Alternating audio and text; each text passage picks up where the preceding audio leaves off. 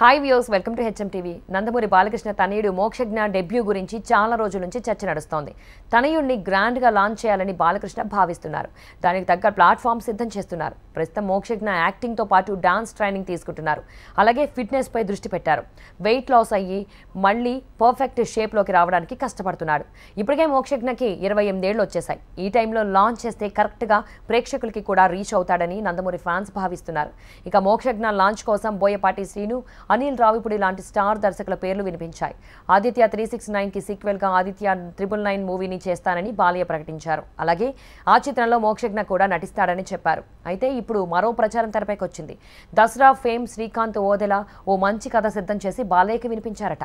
ఆ కథ నచ్చడంతో మోక్షజ్ఞ డెబ్యూ కోసం దాన్నే ఫైనల్ చేస్తారట.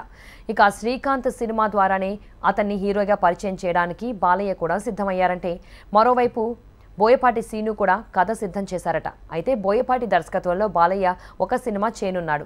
ఈ ఏడాదిలోనే ఆ సినిమా స్టార్ట్ అయ్యి వచ్చే ఏడాది ఎన్నికల ముందు రిలీజ్ అవుతుందని తెలుస్తోంది. ప్రస్తుతం బాబీ దర్శకత్వంలో ఒక సినిమాకి బాలయ్య గ్రీన్ సిగ్నల్ ఇచ్చాడు.